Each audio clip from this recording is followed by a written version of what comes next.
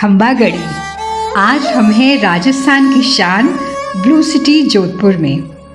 इस शहर की बातें ही अनूठी हैं। शहर की गलियां तो तंग हैं, लेकिन दिल बहुत बड़े। जोधपुरी लोगों को दिल में बसाना जानते हैं। बहुत गुमान है इन्हें अपनी संस्कृति पर। घुल मिल कर रहना, एक दूसरे की मदद करना इनके अंदर कूट कूट कर बसा है। आज हम मिल रहे हैं दिव्या से, जिनकी राह में बाधाएं तो बहुत आई, लेकिन अपनी विल पावर, लगन और मेहनत से पहुंची अपने इरादों की मंजिल पर। नमस्कार। जब बच्चे पैदा होते हैं तो हम कितने खुश होते हैं और हम कोशिश करते हैं उनके लिए हम सब कुछ प्रोवाइड करें।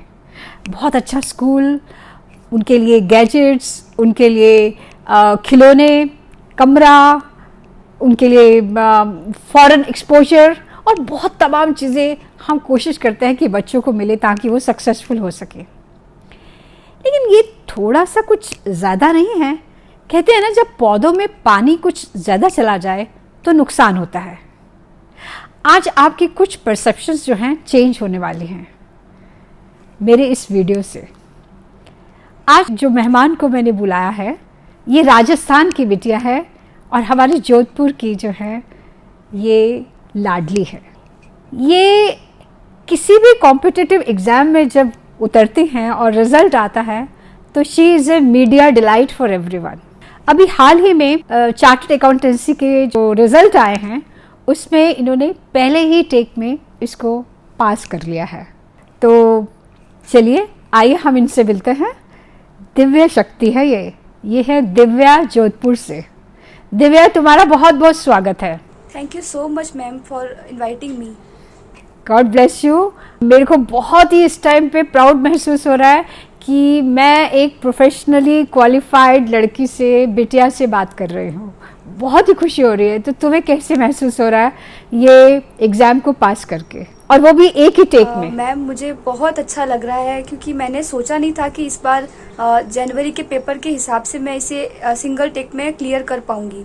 पर फिर भी मेरे दादा दादी और मेरी पूरी फैमिली के सपोर्ट और काफ़ी लोगों के सपोर्ट की वजह से ये मैं क्लियर कर पाई। तो मुझे बहुत अच्छा लग रहा है। लेकिन इससे पहले भी तुमने बहुत सारे एग्ज़ाम में, मुझे याद है 10वीं की क्लास में, 12वीं की क्लास में तुमने हर बार जो है मेरिट रैंक लेकर आई हो। Yes ma'am. तो ये जादू तुम्हारे पास कहाँ से आया? मैम, जादू तो जैसे मेरी दादी जो है वो हर एग्ज़ाम से पहले मुझे दही गुड़ दिया करती है, जैसे ताकि शुभ रहता है वो। और मेरे दादा हमेशा मेरे एग्ज़ाम के रिजल्ट से पहले बहुत शिद्दत से प्रे करते हैं। और भी काफ़ी लोगों की दुआओं का असर होता है मेहनत के साथ, जिससे ये पूरा कंप्लीट हो पाता है कोई भी कोर्स। तो मेरे को इन दोनों का और काफ़ी लोगों का सपोर्ट रहा है, जिस वजह से मैं इसे हर एग्ज़ाम को अच्छे से क्लियर कर पाई। अपने परिवार के बारे में बताओ पहले। ओके मैम, तो मैं दादा से स्टार्ट करती हूँ।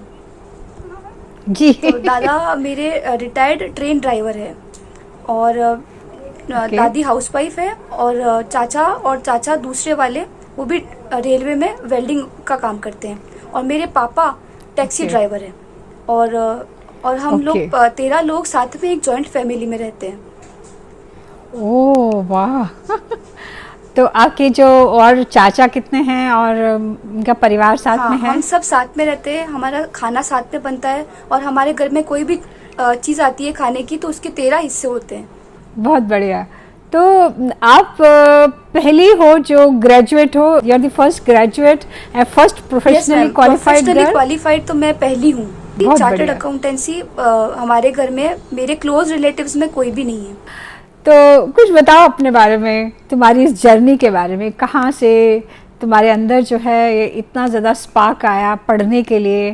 क्योंकि मुझे मालूम है कि प्रोफेशनली क्वालिफाइड होना कोई आसान चीज़ नहीं है। जब मैं क्लास 8th में थी तब हमारे दूर के रिलेटिव है कोई, वो चार्टर्ड अकाउंटेंट थे, तो वो काफ़ी बार हमारे घर आते थे और उनका बहुत रेस्पेक्ट करते थे सब लोग। उस वक्त मुझे चार्टर्ड अकाउंटेंसी के बारे में कुछ पता नहीं था, पर फिर जब मैंने देखा कि इनको बहुत रिस्पेक्ट मिल रही है तो मुझे वहाँ से थोड़ा आइडिया मिला, पर उस वक्त मुझे कोई नॉलेज नहीं थी इस फील्ड के बारे में।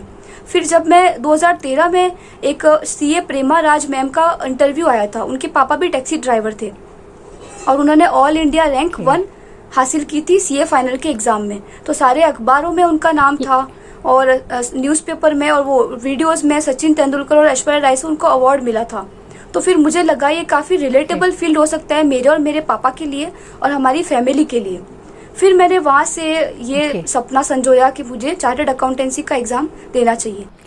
तो दिव्या, उस टाइम तुम कौन सी क्लास में थी जब तुमने ये एक प्रेमा राज का इंटरव्यू देखा था?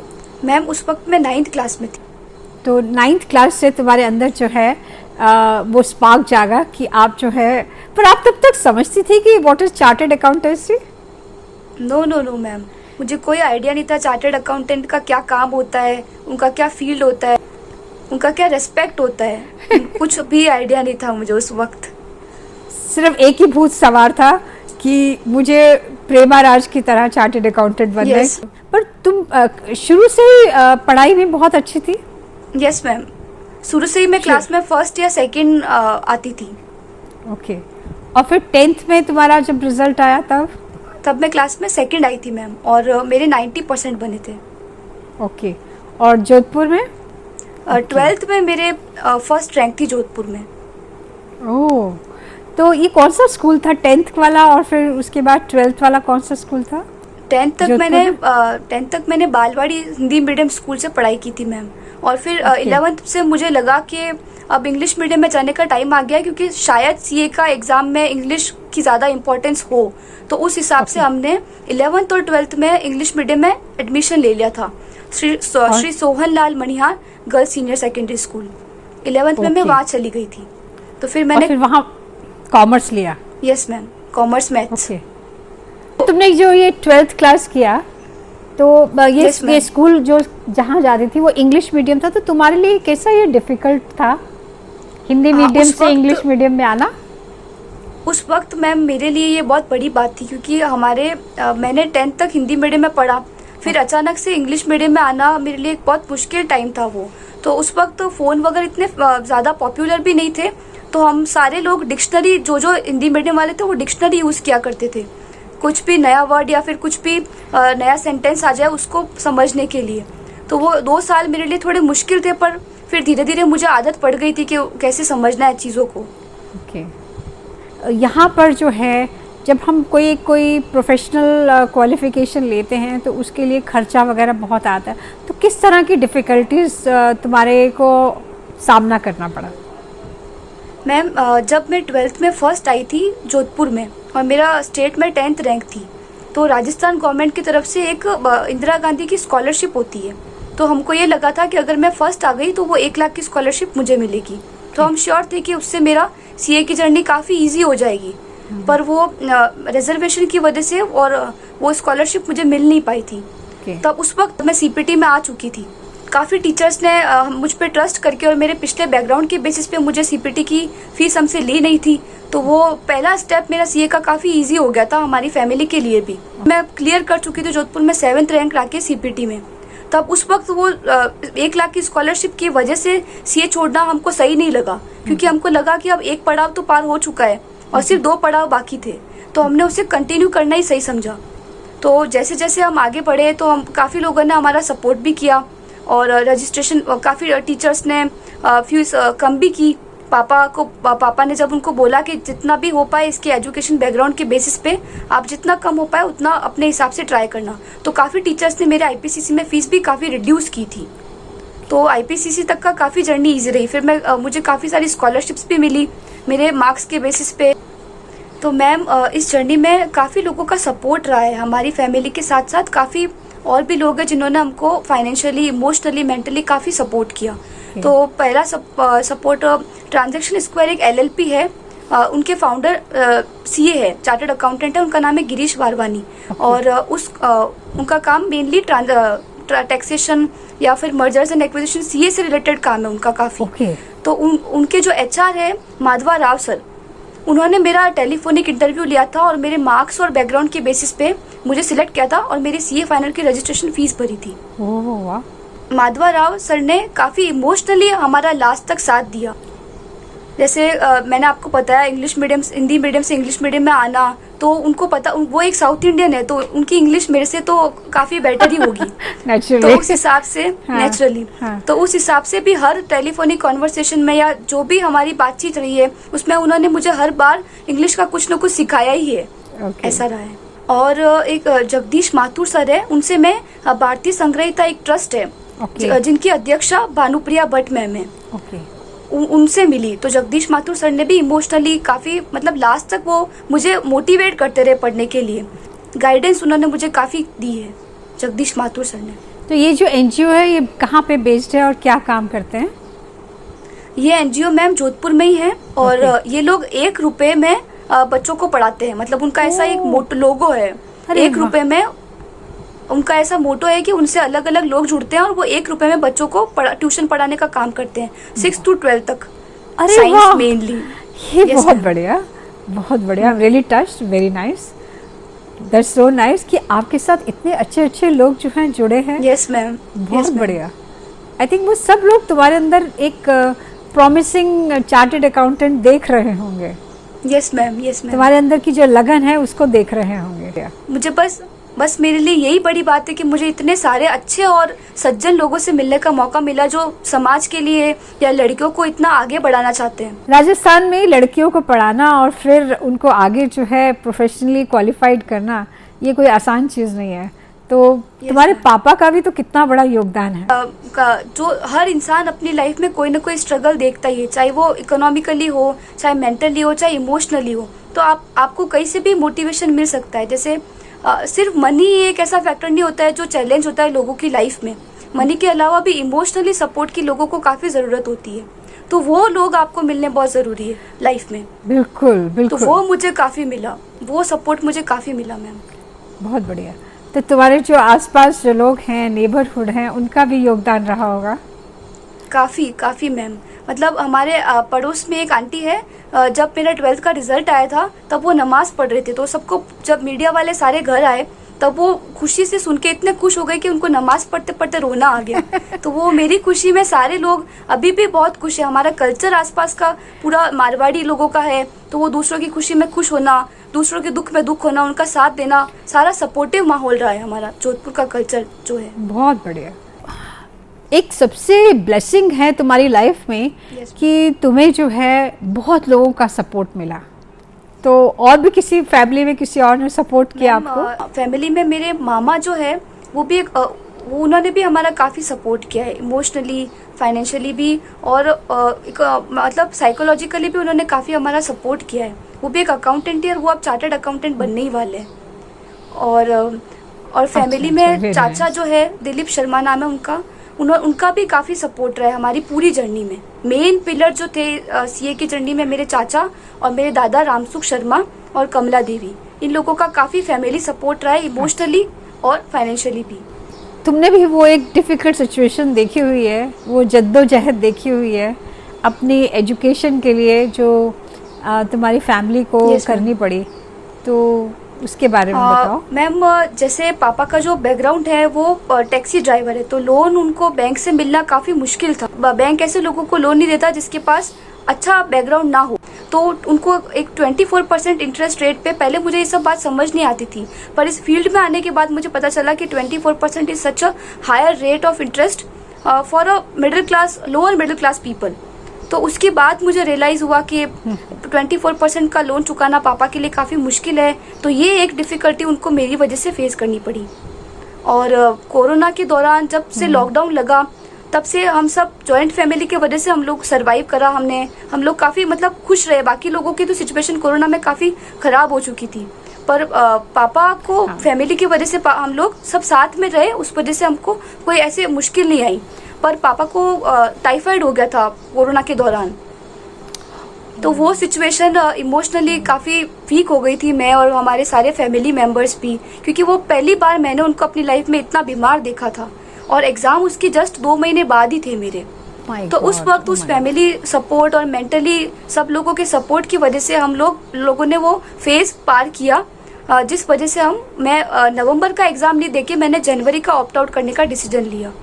उस पीरियड में तो 6 महीने तक तो गाड़ियाँ भी नहीं चलती थी, कुछ भी नहीं चलता था, तो मतलब फाइनेंशियली भी वो होंगे और ऊपर से वो बीमार भी रहे। Must have been a very very difficult situation for the whole family. लेकिन जैसे तुम कह रही हो कि एक जॉइंट फैमिली होने की वजह से एक पूरा सपोर्ट वगैरह मिला। तो अगर जॉइंट फैमिली नहीं होती तो मुझे नहीं लगता कि मैं आज सीए जैसी प्रेस्टिजियस डिग्री मेरे हाथ में होती। तो कोरोना के दौरान मैं लॉकडाउन की वजह से टैक्सी ड्राइवर्स को काफ़ी नुकसान हुआ, क्योंकि उनको फाइनेंशियली डायरेक्ट सपोर्ट कोई नहीं मिल पाया। तो उस वजह से काफ़ी मुश्किल रहा। और उसके बाद लॉकडाउन के बाद में भी पैसेंजर आना काफ़ी कम हो गए। तो मैं रोज़ उनको देखती थी तो हेल्पलेस फील करती थी कि कब ये सब फेस ख़त्म होगा और कब उनको नॉर्मल उनकी लाइफ होगी, कब पैसेंजर्स वापस आने लगेंगे लॉकडाउन के बाद। वो फेस काफ़ी मुश्किल रहा हमारे लिए। तो कभी ऐसा फील हुआ कि छोड़ दूँ पढ़ाई बीच में? मैंने सोचा, पापा तो यही बोल रहे थे कि तू ये कंटिन्यू रख, और मुझे कई बार ऐसा लगता था कि मुझे कोई पार्ट टाइम जॉब करके उनका, क्योंकि हालांकि सपोर्ट काफ़ी था, पर आपको खुद को ऐसा लगता है कि you are 22 years old and you are not able to earn yet. So उस हिसाब से मुझे लगा कि अब मुझे कमाना चाहिए और मुझे उनकी हेल्प करनी चाहिए। तो काफ़ी बार ऐसे ख्याल आते थे, तो मैं ऐसे ऑनलाइन इंटर्नशिप्स वगैरह देखा करती थी। पर वो क्योंकि मैं पढ़ाई के बीच में उसको अगर लाती तो मैं शायद सीए बन नहीं पाती, इसलिए मैंने उसको प्रेफरेंस ना देके अपनी पढ़ाई को मेन प्रेफरेंस दिया ताकि मैं सीए बन पाऊँ मेनली। तो अब तो दिव्या आप बन गई हैं professionally qualified CA, chartered accountant, result आ गया है और घर में खुशियाँ आई हैं।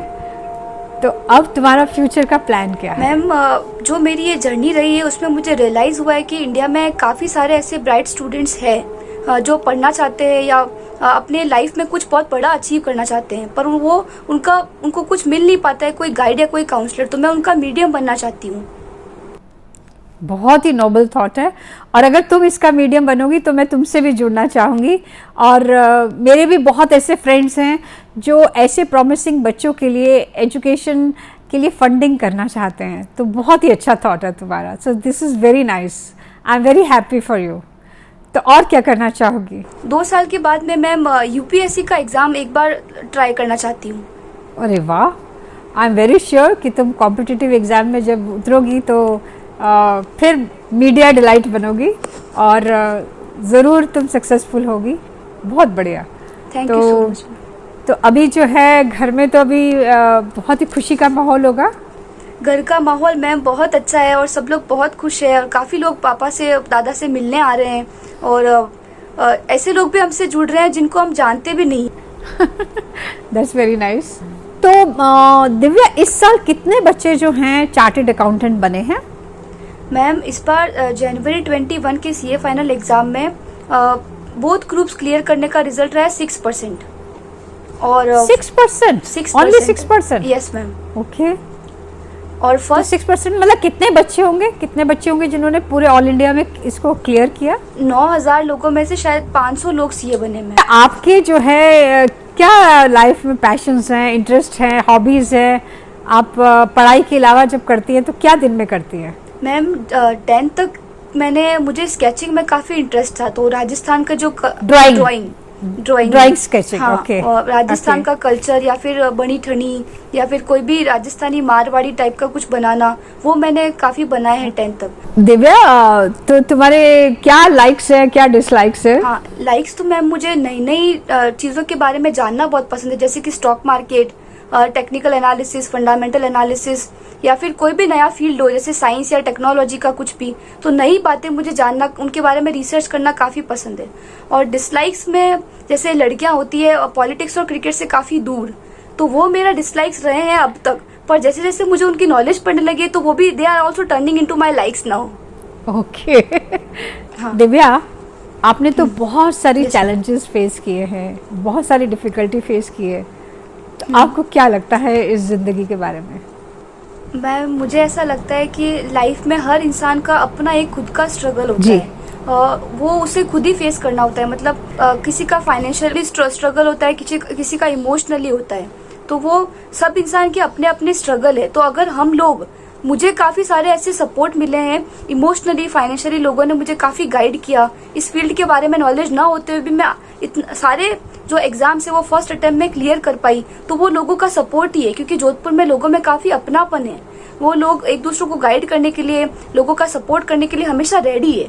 तो ये बहुत अच्छी बात है कि अगर आप एक दूसरे की हेल्प करेंगे तो सोसाइटी इजीली ग्रो कर पाएगी। बहुत बढ़िया, बहुत बढ़िया। आपने बहुत बड़ी बात कही है दिव्या, कि अगर हम सबके अंदर एक हेल्पिंग नेचर है, लेकिन पता नहीं बड़े शहरों में हम दूसरे की मदद करने के लिए सामने नहीं आते। लेकिन मेरे को लगता है कि ये एक बहुत नेचुरल फिनोमिना है कि अगर हम किसी की बिना किसी अपने सेल्फिश इंटरेस्ट के दूसरे की मदद करें तो हम उसको आगे बढ़ा सकते हैं, जैसे तुम आगे बढ़कर आई हो, और तब सोसाइटी जो है एक बहुत ही सुंदर सोसाइटी होगी। तो बेटा, मैं आपको बहुत सारी बेस्ट विशेस देना चाहती हूँ। मेरा बहुत सारा प्यार, मेरी बहुत सारी हग्स तुम्हें।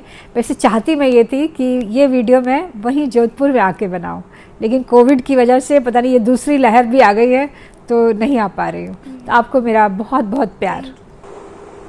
Thank you so much ma'am, thank you so much.